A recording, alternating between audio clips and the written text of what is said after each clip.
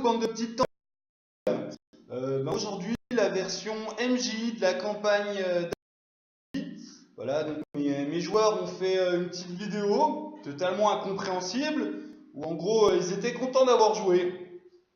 Donc je vais faire une vidéo un peu plus, j'espère, compréhensible pour MJ qui ont joué la campagne et avec quelques conseils.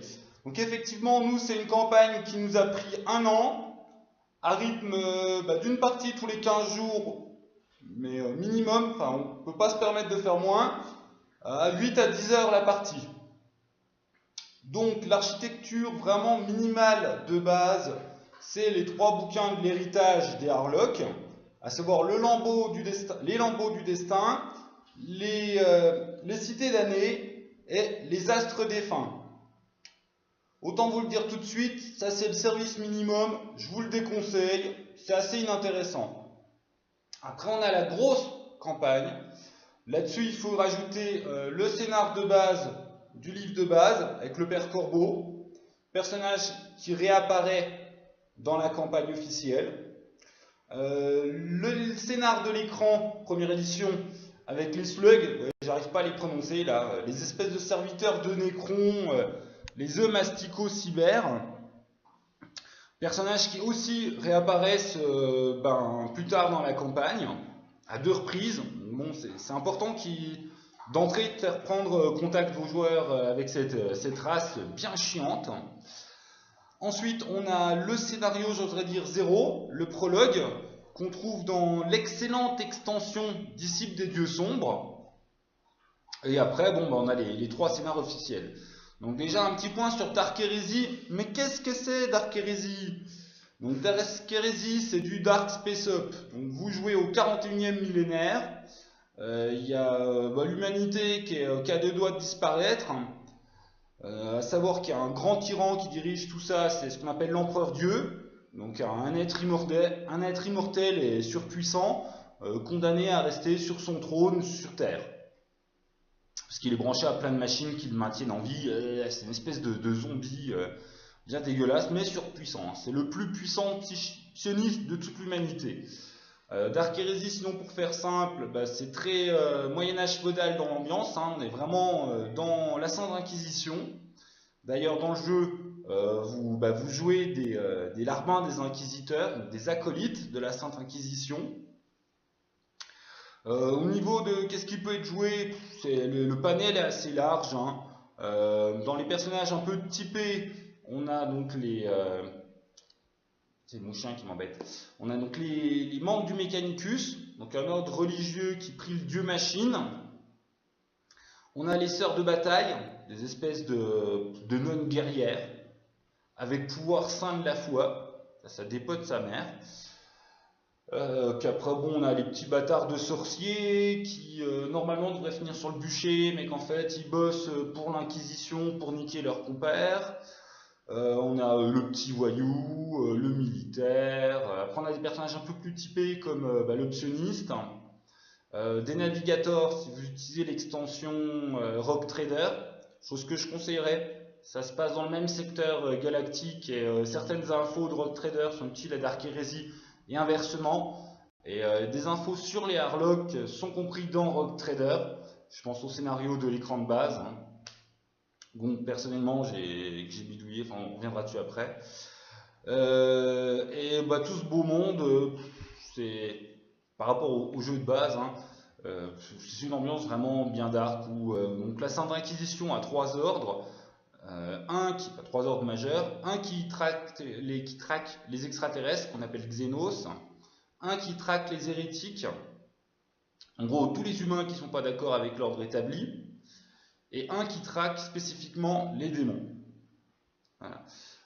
Pour ma campagne, j'ai fait le Google, j'ai pris l'ensemble des suppléments disponibles dans la gamme française première édition et quelques suppléments américains indispensables. Je pense surtout aux suppléments sur le Mechanicus qui n'a pas été traduit. Mais si vous voulez donner un peu d'épaisseur au Mechanicus, je vous conseille de mettre la main dessus en PDF.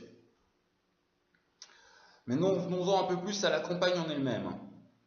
Donc oui, moi je conseillerais la version longue, À savoir qu'un des conseils qui est donné dans les lambeaux du destin, je dis n'importe quoi, dans les disciples des dieux sombres, dans le scénario Maison de poussière et de cendres, c'est-à-dire le prologue, l'épisode 0 de la campagne Héritage des Harlocks, vous conseille c'est une histoire de recherche d'héritiers des Harlocks pour leur niquer la gueule. C'est un gros piège. Et il vous conseille tout simplement que ce soit un de vos joueurs, l'héritier. Option ô combien intéressante pour le reste de la campagne que je ne saurais vous conseiller de... Enfin voilà, sauter dessus. Faut que ce soit un joueur. Après, le joueur, il va être un tout petit peu mis en avant et puis il va en avoir beaucoup sur les épaules. Donc effectivement, faut bien choisir le joueur. Faut pas que ça déséquilibre les autres pour pas qu'il y ait l'impression d'avoir un chouchou. Et si possible, faut que ce soit un joueur qui soit assez... qui a un rôle typé pour que ce soit intéressant. Donc perso, j'avais une sorte de bataille dans les joueurs. Autant vous dire que ça a été pour sa gueule, étant donné que les Harlocks et son héritage faisaient qu'elle était d'entrée une hérétique qui devait finir au bûcher, mais que la construction du personnage, au contraire, c'était je suis une nonne, j'ai de la foi, vive l'empereur. Voilà, faites pas forcément ça, mais essayez de faire effectivement que cet héritage ne soit pas que un cadeau. Hein, c'est pas, faut que ça foute les joueurs dans la merde, et surtout faut que ce soit un plus la construction de l'histoire et du personnage. Si vous n'avez pas de joueurs qui peuvent vraiment typer ce rôle, mettez-y à la poubelle. Vous avez vraiment le risque sinon d'avoir un joueur central, que ce sera sa campagne, et que les autres joueurs ils soient là pour accompagner comme des cons. Donc une option vraiment intéressante, mais pas la plus simple à manier pour l'équilibre entre les joueurs. Donc dans Disciples des dieux sombres, on va les faire dans l'ordre. Donc le premier, le père Corbeau, vous êtes envoyé sur Yocanthus pour en fait empêcher le retour d'un gros démon.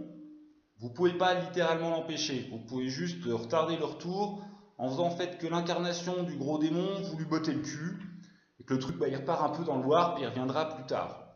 Point intéressant pour la campagne, Yocanthus est officiellement le secteur de recrutement et de naissance des Chevaliers Gris, donc un ordre de Space Marine, qui sont aussi des psionnistes et qui sont spécialisés dans le combat contre les démons. Donc forcément, j'ai fait qu'un des PNJ qui devenait copain avec mes joueurs ressort tout à la fin de la campagne pour bien que les joueurs sentent que ils étaient montés très haut et que maintenant il y avait du lourd. Voilà, donc on en reviendra tout à l'heure. Entre aussi les scénarios officiels, je me suis permis de mettre des scénarios perso, déjà pour typer la campagne par rapport à mes joueurs, hein, leurs aspirations, et aussi tout simplement pour développer le monde et noyer un peu le poisson. Sinon, vous avez un peu le côté oh tiens, par hasard, on fait un truc sur les Harlocks, oh tiens, par hasard, on fait un truc sur les Harlocks, oh tiens, voilà, c'est vite chiant. Tandis que là, effectivement, ils font des tas d'aventures et ils se rendent compte que ah tiens, mais en fait celle-là elle est liée au Harlock. Ah tiens, mais en fait celle-là elle est liée au Harlock. En fait, il y a un truc très louche qui se passe par rapport au Harlock. Et selon moi, c'est beaucoup plus crédible et les joueurs n'ont pas l'impression de tiens, on va faire un scénar, ça sera forcément lié au Harlock parce qu'on fait la campagne des Harlocks. Mes joueurs avaient déjà commencé la campagne des Harlocks avant donc le livre officiel 1, sans forcément s'en rendre compte, et ça a bien pris. Après, comme ils le disent dans la vidéo, prenez des notes, insistez sur vos joueurs qui prennent des notes. Les miens, au bout d'un moment, ils étaient complètement perdus, ils se sont merdés dessus à la dernière scène. Ils ont été bons sur toute la campagne, ils ont réussi à chier la dernière scène du dernier acte. Il y en a un parmi eux qui a fait « Oh, on devrait peut-être faire ça ».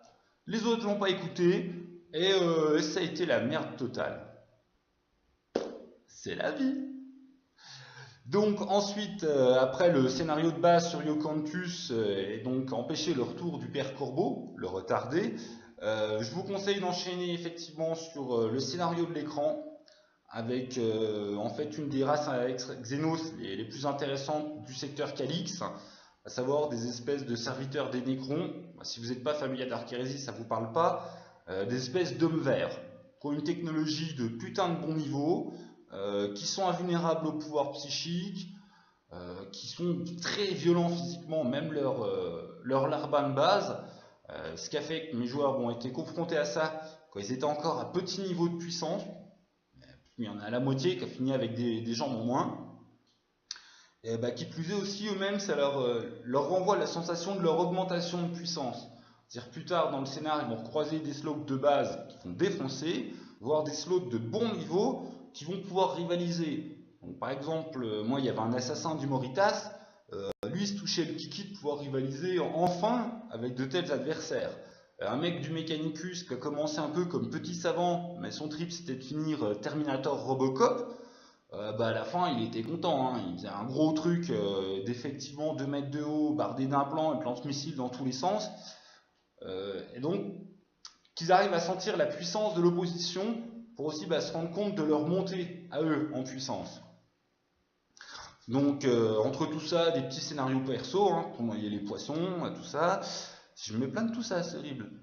Donc après on attaque véritablement avec le prologue, donc Disciple des dieux sombres, le supplément. Voilà, si vous devez en avoir qu'un, toute la gamme d'Arc Hérésie, en plus effectivement de l'écran et de la campagne, c'est vraiment, pas dire le meilleur,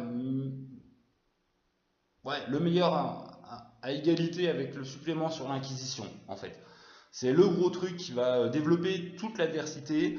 Et le bouquin sur l'Inquisition, c'est le gros truc qui développe toute l'Inquisition. Donc c'est à peu près les deux indispensables. Tout le reste est bon, c'est une très bonne gamme, mais tout le reste, vous pouvez vous en passer. C'est vraiment les deux gros éléments de background du secteur Calix pour Dark Heresy. Donc Lambeau du Destin, 1, 2, 3. J'essaie de vous le faire dans l'ordre avant de me mettre des claques. Les disciples des dieux sombres, ça se passe donc sur une petite planète paumée où vos acolytes sont envoyés en mission secrète d'infiltration parce qu'apparemment il y a l'héritage d'Harlock, pas le titre de la campagne en fait, hein. Harlock a vraiment, c'est une ancienne maison marchande, la maison qui a découvert le secteur, qui a désormais disparu depuis 300 ans, et après tout plein de blabla administratif, au bout de 300 ans, les notables du coin décident un peu de régler la question de l'héritage. Tout ça est éminemment une encule du dernier des Harlock, possesseur de la charte, c'est-à-dire du titre que c'est moi le grand balèze et vous êtes des petites merdes, qui lui veut bousiller les héritiers. C'est une famille de psychopathes, hein, tout le monde s'entretue, on est chez Médicis, hein, c'est Charlemagne Médicis, plante ta famille. Et donc Harlock a prévu un piège depuis 300 ans pour ses descendants, pas ses descendants à lui, hein. Harlock pense effectivement que ses descendants directs ont disparu, et moi je vous conseille de bidouiller un peu là-dessus, mais c'est vous le MJ, et il veut niquer le reste de la famille. Vos joueurs se retrouvent coincés là-dedans, ils sont en fait au cœur d'un volcan qui va repartir en éruption, ils vont se faire broyer la gueule s'ils n'arrivent pas à fuir. Donc on a une première partie du scénar où c'est beaucoup de boulot pour les MJ, parce qu'on a beaucoup de PNJ, c'est une vente aux enchères. Les 3/4 des PNJ sont pas ce qu'ils paraissent être. Dedans, on a un renouveau des slots qui sont là aussi pour faire des magouilles. Des tas d'objets d'hérétiques que des inquisiteurs voudraient mettre la main dessus, soit pour gagner en puissance, soit pour y faire sceller au fin fond des caves de l'équivalent du Vatican. Et tout ça va éminemment dégénérer, et avec un volcan qui essaye de se réveiller, toute une race d'extraterrestres esclaves qui sont là pour massacrer tout le monde. Et bonne chance pour vos joueurs de sortir vivants de ce bordel. Si vos joueurs en sortent vivants, petit scénario perso pour noyer le poisson, et enchaîner avec les lambeaux du destin. Voilà, les lambeaux du destin qui sont officiellement le tome 1 de la série, que beaucoup d'MJ conseillent de jouer en deuxième position, après en fait les cités d'année, parce qu'on a une montée de niveau, non pas seulement dans la puissance des joueurs, mais surtout dans l'intensité dramatique. À savoir que dans le secteur Calix, la grosse légende qui fait flipper tout le monde, c'est l'astre tyran, un espèce de soleil noir que quand il apparaît près de ta planète, tout le monde devient fou et s'entretue. Et effectivement, l'astre tyran apparaît à la fin du scénar 1 de la campagne. Donc beaucoup de MJ ont fait « Oh non, non, on veut se garder ça pour le scénar 2 ». C'est tout à fait défendable. Perso, j'ai plutôt augmenté la fin du scénar 2. Donc on y viendra après. Donc les lambeaux du destin, qu'est-ce qui se passe? Vos joueurs commencent en ayant été capturés dans une arène. Il y a une secte qui les capture et eux ils se retrouvent à poil dans une arène à devoir lutter pour leur survie. Ils s'échappent, ils finissent dans un labyrinthe qui est un vrai bordel. S'ils s'en sortent encore vivants, ils débarquent dans un gros carnaval de riches sur une planète. Avec deux trois indices qu'il y a un truc louche qui se trame. Donc ils vont courir après un type, le bien-aimé, pour l'arrêter. Un mec qui veut mettre la main en fait sur un serviteur immortel des Harlocks pour le compte de sa faction, qui n'a rien à voir avec les Harlocks, hein, c'est des hérétiques, qu'on retrouvera bien sûr plus tard. C'est un des intérêts de la campagne, hein. Il y a vraiment tout le background, beaucoup du background est mobilisé. Il y a des tas de factions différentes qui combattent pour avoir l'héritage des Harlocks, et il y a Harlock lui-même qui compte revenir pour foutre la merde. Donc si vos joueurs s'en sortent bien, là se retirant, il apparaît qu'un bref moment, ils arrivent à faire que toute la planète ne s'entretue pas et que même reste vivant. Et au passage, ils peuvent peut-être même buter un psionique de pire niveau, qui est le bien-aimé, c'est son nom. Voire réussir à détruire une créature immortelle ou l'empêcher de faire trop le bordel. Enfin bon, la première partie c'est très survivor, la deuxième partie est très enquête. Voilà. Il est censé, dans le livre, être découpé en 3 actes. Pour de vrai, il y en a 2. Le crescendo du deuxième acte, sa conclusion, quand tout se met à péter, il le présente comme un acte en soi. C'est plutôt un bon final, c'est pas un acte en soi. Par rapport à ça, donc les lambeaux du destin, l'option que j'ai choisie, plutôt que faire popper mes joueurs, hop, vous apparaissez prisonnier, vous êtes fait baiser la gueule. Je leur ai fait jouer tout simplement la scène où ils sont capturés. Des trucs très simples, hein. Votre inquisiteur vous dit de venir à un rendez-vous tel endroit, les joueurs y vont, ils se font gazer dans un ascenseur, hop, bourré de 2 G de dés, il y en a un qui résiste un peu mieux, bon, tout le monde finit dans la conscience et ils sont capturés. Qui plus est, ça leur permet bien de comprendre que tout le monde n'est pas du même côté dans l'Inquisition et qu'effectivement il y a des trahisons au sein même de l'Inquisition. On reviendra dessus bien à la fin. Un des points aussi importants, c'est qu'ils sont au service de leur inquisiteur propre, l'inquisiteur qu'il va avoir au tout début du Dark Heresy de base, mais aussi ils vont se mettre à bosser pour un inquisiteur beaucoup plus mystérieux, qu'on appelle Mar, qui est lui, qui est justement très très mystérieux, même pour le MJ, on a peu d'infos, mais qui en gros ferait partie d'un ordre secret qui surveille les gros dangers. Voilà. Et lui, ce qui l'intéresse, c'est pas toutes les petites magouilles à 2 francs 50, c'est le bordel des Harlocks. Donc par rapport à Mar, il y a effectivement des trahisons entre inquisiteurs, et la personne qui les envoie à se faire capturer et si possible mourir comme des merdes dans les lambeaux du destin, c'est l'inquisiteur des personnages. Voilà, donc ils seront déjà trahis par leur supérieur, cache d'entrée. Et ça, ils pourront le comprendre que au 3e tome. Et ils pourront d'ailleurs sûrement rien y faire à part fermer leur gueule, parce que voilà, tu l'as dans le cul. Donc les cités damnées.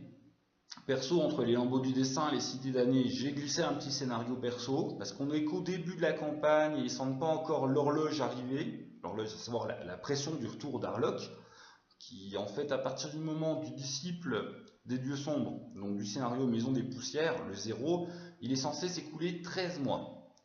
Vu le temps de navigation au sein du secteur, c'est une énorme connerie au niveau du background. Perso, j'ai réglé le problème parce qu'un des personnages secondaires, l'Arbin des Inquisiteurs, possède un des pouvoirs de téléportation. Donc c'est pas du tout un délire perso, hein, c'est au sein du background. À savoir que certains sorciers qui sont des larbins de l'Inquisition peuvent permettre ça. Après, si vos joueurs sont pas attentifs, youpla, hein, ou transformez les 13 mois en 13 ans. Ça peut être une bonne chose aussi. Mais le chiffre 13 est important, ça fait partie de la symbolique des Harlocks et ça fait partie des indices récurrents. Parce que bon, là, je vous fais vraiment la campagne en haché et blabla, mais il y a quand même beaucoup de côté enquête. Donc, hop, petit scénario perso, dedans certains liés au Harlock, que vos joueurs se rendent bien compte que, effectivement, il y a des choses qui se manifestent. Scénarios qui peuvent être simples, hein. Après l'aspirant, vous n'êtes pas obligé de tout le temps monter crescendo. Au contraire, vous avez un début où tout d'un coup, vos joueurs sont dans la campagne, ils ne s'en rendent pas compte, ils entendent un peu parler des Harlocks, tout d'un coup, il y a un gros truc qui pète. Et là, en fait, c'est la prise de conscience de l'enjeu. Et c'est là que vos joueurs, si vous arrivez bien à jouer les espèces de fous mystiques qui traînent un peu partout, il faut bien se rendre compte que si Harlock revient du néant dans lequel il est emprisonné, l'astre tyran, ça sera pas une petite bouboule qui apparaît à deux trois endroits. Ça sera un espèce de dieu qui va revenir et qui va dévorer toute la galaxie. Donc là, en fait, l'intérêt de l'astre tyran, c'est pas une montée crescendo, c'est tout d'un coup une grande tarte dans la gueule de vos joueurs qui se rendent compte des enjeux de la campagne. Et après, vous pouvez recommencer avec des trucs plus subtils. Donc sur la cité des damnés, où en fait c'est un scénario où vos joueurs sont envoyés enquêter sur des meurtres. Ouais, on voit que c'est un démon qui assassine des trucs. Le chef de la police locale, c'est le gars qui bosse avec le démon, euh, que vos joueurs vont avoir comme premier contact sur la planète. Des personnages secondaires sympas qui se posent là. C'est quand même une grosse enquête, voilà. Avec beaucoup de PNJ, plutôt sympathiques aussi. Les thématiques récurrentes qui apparaissent, hein, donc le temps, la mort, les secrets et les automates. Là-dessus, vos joueurs, le final normal, se retrouve en fait, à magouiller avec un démon. En gros, pour avoir des infos, il le laisse sortir. Mes joueurs n'étant pas débiles, ils ont réussi à avoir les infos sans le démon. Mais vu que moi je suis un bâtard, le démon a réussi à se barrer. Et là, en fait, c'est là que je vous conseille et que je faisais référence à Rogue Trader, le jeu parallèle, à savoir dans le scénario de l'écran de Rogue Trader, il y a encore du Harlock. Et en fait, on sait que les Harlock ont mis la main sur une partie de la technologie des Yuva, les extraterrestres qui étaient là avant, quand l'Inquisition a massacré leur gueule, et a massacré la gueule des humains qui étaient alliés pacifiquement aux Yuva. Je vous rappelle que vous jouez les méchants, vous jouez pas les gentils, vous jouez des enculés de leur race.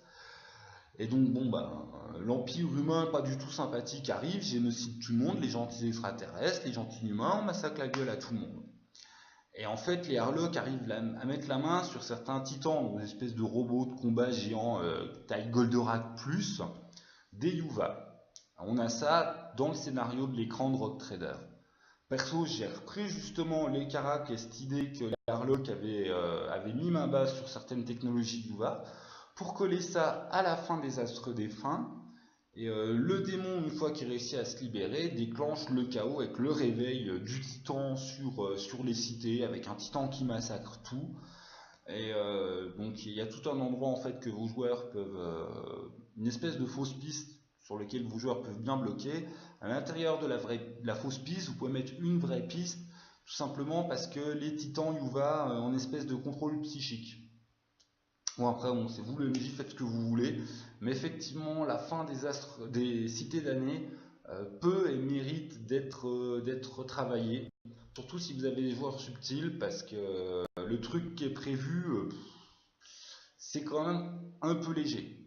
Ou alors, il faudrait vraiment un groupe que de puritains pour qui, attention, j'ai osé me salir, ça soit quelque chose de pas bien.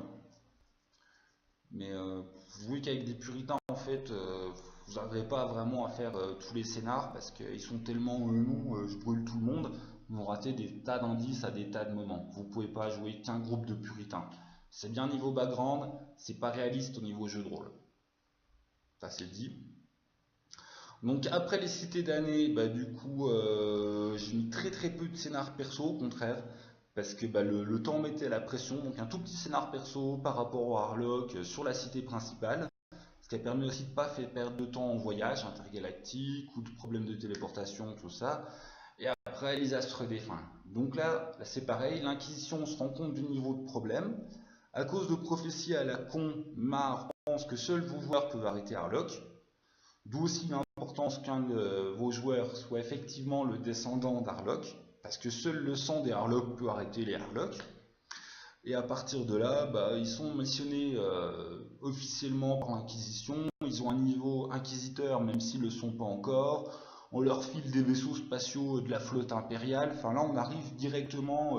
Vous avez gradé, vous avez du lourd. Vous avez le pouvoir de vitrioler des planètes. Donc, vos joueurs sont envoyés sur une planète maudite qui s'appelle Mara, une planète totalement interdite d'accès. Donc, première scène, vous avez la délégation de l'Inquisition qui leur bourre le mou. Déjà rien que le scénar de base propose vraiment de mettre le truc à haut niveau. Il y a des pionnistes des pionnistes de combat qui sont mis à leur disposition, des astropathes, des télépathes intergalactiques qui sont mis à leur disposition, un corps expéditionnaire de l'armée impériale qui est mis à leur disposition. Perso, j'ai rajouté, on en vient à Iocampus, premier scénario, les chevaliers gris. Parce que c'est pareil, si on veut avoir un minimum de cohérence, les chevaliers gris, c'est un ordre secret que l'Inquisition justement appelle face à de telles menaces, en fait. C'est quand on se dit oh, tout est perdu, c'est la dernière chance, attention, l'humanité va en prendre plein la gueule, qui c'est qu'on appelle les chevaliers gris. Oui, si vous pensez à autre chose, oubliez vos mangas d'enfance, c'est les chevaliers gris. Donc pour garder un peu de cohérence, hop, on ramène des chevaliers gris. Surtout que le début du scénar, c'est un gros crash sur Mara. Donc déjà, même si vous avez toute une escouade de chevaliers gris, vos joueurs peuvent très bien se retrouver juste avec 3-4. Et qui plus est, une fois dans Mara, ils vont. Le but du jeu, c'est de rentrer dans une ancienne prison pour aller dans les sous-sols de la prison. Et Mara étant une planète très spéciale, ils sont à moitié dans le Warp, en gros en enfer. Voilà, c'est ils sont entre deux dimensions et sont en demi-enfer. Et là, si vous voulez paumer les chevaliers gris, massacrer du chevalier gris, le but du jeu est justement de bien faire comprendre la pression. Donc perso, j'avais vraiment créé beaucoup de PNJ dans cette optique du final où, pour bien faire sentir à vos joueurs que ça va chier, des PNJ qui côtoient depuis un an, qu'ils ont appris à apprécier, qu'ils ont vu évoluer, se font cracher la gueule comme des merdes. Ça fait presque chier pour vos PNJ. Et donc de Mara, ils arrivent au cœur du Mara, ce qu'on appelle le Tesseract. Donc c'est un truc carrément hors réalité qui balance. Alors là, en tant qu'MJ, vous pouvez vous faire vraiment du bien. Vos joueurs sortent de la réalité et voyagent non pas dans le temps, mais dans les temps possibles. Ils vont se faire des voyages dans le passé, qui ne pourront pas altérer. Ils font des voyages dans les futurs possibles. Donc là, il y a énormément de boulot qui est donné aux MJ. Ils font le livre de base à 2-3 axes, les trucs principaux que vous ne pouvez pas échapper. Et avec le petit filet, nous vous conseillons de typer ça en fonction de vos joueurs et de leur aventure, ce qui est franchement évident. Mais du coup, en tant que MJ, vous avez un max de boulot à faire. D'ailleurs, c'est quelque chose d'assez proche sur toute la campagne. La campagne qu'ils ont fait paraître, c'est vraiment le squelette. Après, il faut habiller, il faut bosser. Il y a beaucoup de boulot pour le MJ. Et au niveau du Tesseract, un Tesseract, c'est pas un mode jeu de rôle, c'est un hypercube. En fait, ça s'appelle un Tesseract. Allez regarder sur Wikipédia. C'est un cube en 4D. Un cube qui bouge. Et vos joueurs vont être perdus donc dans le temps. Alors là, vous pouvez vraiment vous faire plaisir, envoyez-les dans des futurs où si Sherlock revient, ça va être la merde, mais si Sherlock revient pas, ça va aussi être la merde. Donc vos joueurs qui sont condamnés à choisir revient pas, il n'y a pas de bonne option en fait, ça va être la merde quoi qu'il en soit. Et au final, ils se retrouvent sur Penumbra à les commander à une sorcière qui est donc un démon majeur, qui est une légende de Calix, la solution pour empêcher Harlock de revenir.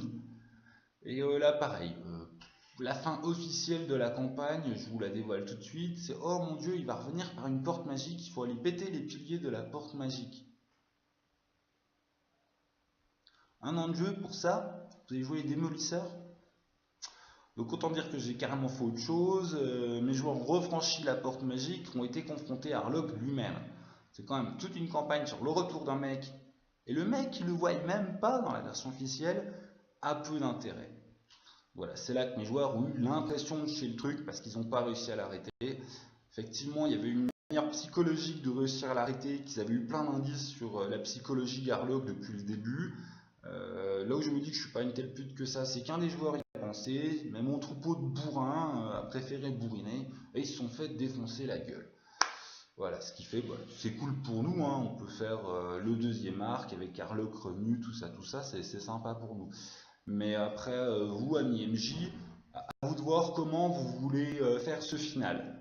Reste selon moi un final de l'héritage des Harlock sans confronter vos joueurs à Albator, parce que Harlock, Captain Harlock, machin, même la gueule du Harlock, ils ont copié sur sur Albator, ça serait quand même dommage. Et surtout, bon, on a un méchant qui a vraiment une psychologie sympa, qui est pas juste je veux être méchant et tuer des gens pour tuer des gens. En fait, le gars, il essaye de remonter le temps pour éviter le meurtre de sa femme et de sa fille par son cousin. Il dit une famille sympa. Ouais, donc perso, ce que j'ai fait en fait, c'est que l'héritière des Harlock, c'était la fille des Harlock, sauvée par le pacte de la mère avec un démon. Enfin bon, j'ai fait ma bidouille, hein. Et voilà, je vous invite vraiment à faire votre bidouille en fonction de vos joueurs, tout simplement. En sachant qu'effectivement, la fin du deuxième peut peut-être un peu décevoir, même si c'est vraiment une question de goût. Bon, après, mes joueurs aiment bien le grand spectacle, donc je leur ai servi des titans et que ça pétait, ils étaient heureux. Et la fin des Astres défunts, juste en finir sur on empêche leur tour d'Harlock en niquant la porte magique. Autant faire franchir la porte magique à vos joueurs pour qu'ils aillent se confronter à Harlock. Après une simple fin de je te tape dessus, c'est pas crédible. Harlock il revient, c'est un dieu. Donc d'un autre côté, si vous voulez faire une fin de confrontation en donnant les armes à vos joueurs et rester sur un truc crédible, les dieux du Warp, les dieux du chaos, n'ont pas du tout envie du retour d'Harlock. Et la sorcière de Penumbra que vos joueurs vont voir, c'est une de leurs déléguées directes. Donc effectivement, les membres de l'Inquisition sont soutenus par les dieux du chaos. Et là, vous pouvez officiellement faire que la sorcière file l'épée de la mort qui tue, qui oh, je suis la seule qui pourra niquer Harlock, si vous voulez. En faisant bien prendre conscience à vos joueurs que ouais, vous travaillez pour l'Inquisition, mais là vous venez de vous vendre aux dieux du chaos pour pouvoir sauver l'humanité. Donc quand vous allez rentrer chez vous, ça va être bûché, bûché. Enfin, voilà, c'est Dark Heresy, c'est sympa, faut jouer là-dessus, hein. Tout le trip, de toute façon, c'est ça, quoi. Jusqu'à quel point je vais accepter de me corrompre et de devenir ce que je suis censé détruire pour pouvoir détruire ce que je suis censé détruire et sauver l'humanité. Voilà, voilà. Sur ce, bonne campagne à vous. Vraiment, jouer là, c'est une campagne sympa. En sachant que MJ, tu auras beaucoup de travail. Voilà. Je vous conseille que la première édition pour la simple et bonne raison que la deuxième édition, ils ont changé de secteur. Donc, tu as les mêmes règles, tu as la version compilée de tous les suppléments qu'il y a eu, mais tu n'es plus dans le secteur Calix. Autrement dit, toute la première édition, tu prends le background, tu mets à la poubelle. Tu mets à la poubelle aussi les jeux parallèles qui nous ont fait sortir, tel le monde des ténèbres, hein. Donc là-dessus, c'était un peu abusé. Enfin, on sait qu'ils aiment se faire de la thune, hein, Game Workshop. Donc voilà. Sur ce, bon jeu à vous, bonne tentacule, ciao ciao.